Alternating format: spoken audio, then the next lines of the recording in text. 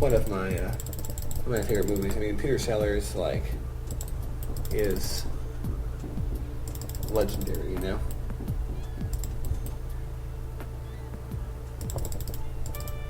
And, yeah.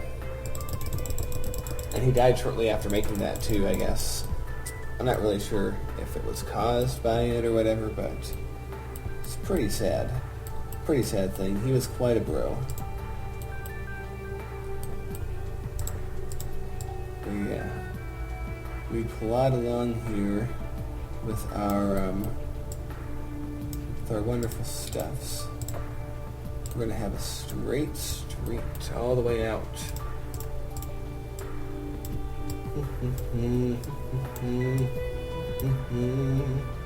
Oh man. One other thing that might be fun to chat about one day when I have more time is the differences between the US and Canada, because that's always fascinated me, because I've always thought, like, aren't we pretty much one and the same, you know? After all, we all have British roots, and, you know, we're on the same continent and developed about the same time, and, like, are we really that different? But, like, Canadians really hate to be compared to Americans. They're like, ooh, you know, we're different, we're not them. I mean, what I think it's most akin to, like, let's say you have an older brother who's, like, really successful, he's really popular, he's really wealthy, but he's a douche. Like, everyone always pays him attention, and he's like, oh, look at how awesome I am, and everyone's like, yeah, look how awesome he is. But he's like a douche, and it's like, how do people like this douche?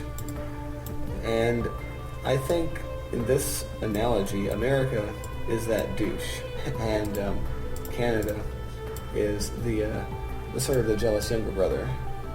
That's sort of how I see it. I mean, I think, you know, a lot of the differences between America and Canada, and in general between any two countries that are otherwise so similar, comes down to their founding mythos. Well, not really a mythos, because it happened in what we call modern times, you know, in the modern era. So it's not really mythos, but, you know, sort of just the founding story of the country.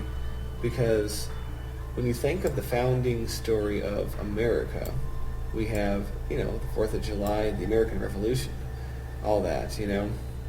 Our founding was in blood and war, you know. It was quite a dramatic and traumatic experience. It wasn't painless by any means. It was just about the opposite. And since we were... I almost thought we were crashing there, but we didn't. But since we were a country forged in blood, pretty much, that does have a major impact on the way we see ourselves. Because when you think about what it is to be American and how we came about, you know, we think about the American Revolution and how we fought off, you know, oppression and all that stuff. You know, a lot of it is overhyped. I mean, a lot of times I think the American Revolution wasn't all it was cracked up to be, but, you know, it's part of our national identity, so much so that we can never separate that from who we are. Whereas Canada has a much more tame story. You know, they didn't join us in the American Revolution, partially because at the time, I mean, I might be wrong about this, but at the time, I think that most Canadians were still French Canadians, and they really didn't see any kinship with us, which makes sense. I mean, don't see why they would feel any kinship with the British and not the French who are helping us, but, you know, that's sort of neither here nor there. So they didn't join us, and, you know, there was bad blood from the War of 1812, which lingered for a while, and there was bad blood because they abolished slavery sooner, economic circumstances went differently. And the thing is about Canada is, like, when you think of there was no dramatic event that created Canada. It's sort of just, when you look at, now granted, I don't know that much about Canadian history because they don't teach it in American schools, but it seems to me that Canada more or less just sort of casually fell into existence. Like, gradually, step by step, it was given more independence, more self-governance by the British. And if you think of what the single biggest thing was that gave them independence, self-rule, whatever, was in 1867, when Queen Victoria just sort of said one day, you know what, let's let these Canadians, let's let them manage their own affairs, more or less, sort of. Yeah, why not? And that is, I believe, now, once again, I might be wrong. My knowledge of Canadian history is kind of weak, but I believe that's the event that Canada Day celebrates. So, when you compare America's very violent and bloody, founding event to Canada's sort of peaceful, like, meh, let's be a country now, when you compare the two, you really do see, a very different fundamental inception of the country, and that plays a big role in how people think about themselves.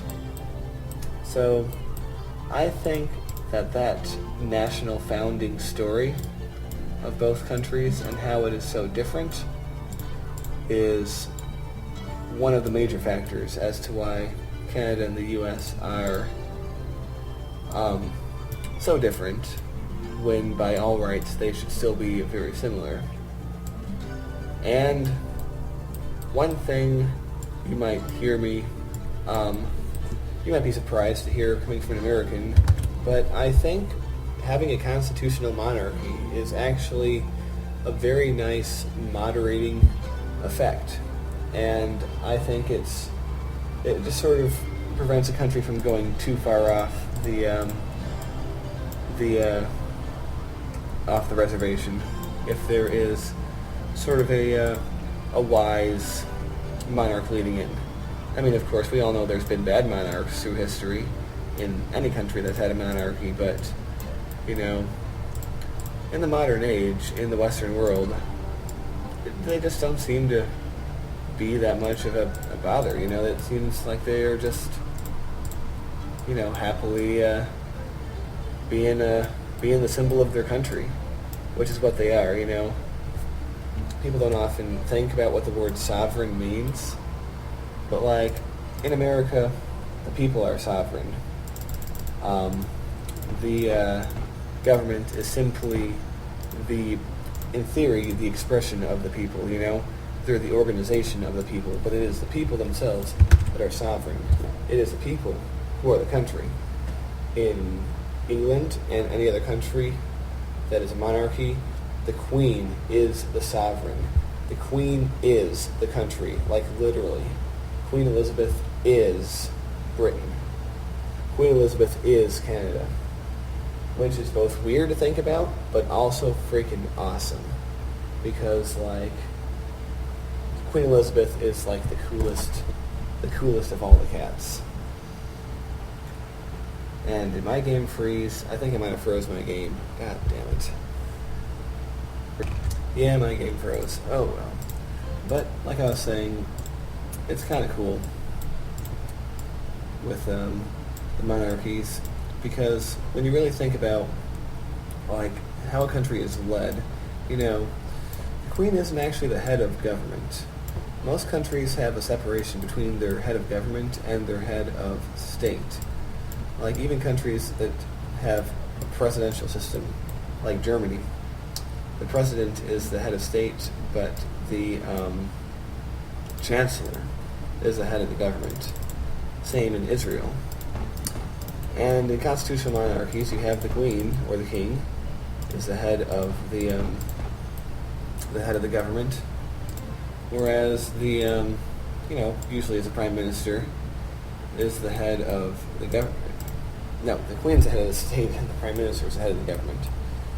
But in America, we have fused them both together in the office of president. And the thing is, like, the problem with this is it really opens the way for sleazebags to have way too much power.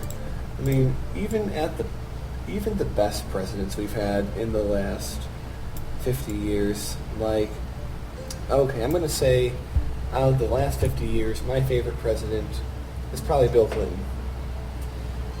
Pretty cool guy, but let's be honest, he was still a sleazebag. Like, he was still like, he was still sleazy as hell. I don't think anyone can deny that.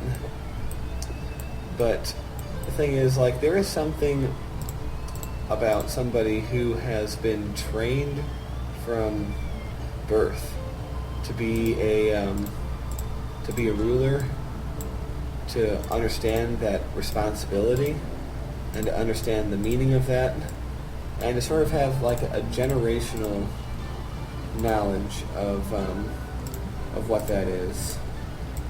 To have a family history behind it, and to sort of understand that they are the heir to something that is so great. There's a value in that, and that's something that we surely lack in a country that doesn't have that, where it's pretty much any schmuck who can con enough people can become president and have a very unfun time. It's kind of silly, but it's what we got.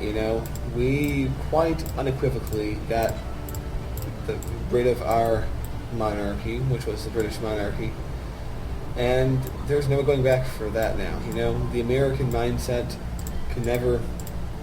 will never be able to tolerate a monarch. Like, I would support a monarchy if I lived in Britain or Canada. I certainly would. I love the British monarchy, but just like it could and would never work in America. So we're kind of stuck with the schmucks,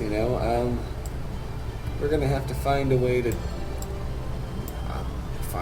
for the less schmucky to get into power, I guess. That's all I'm saying.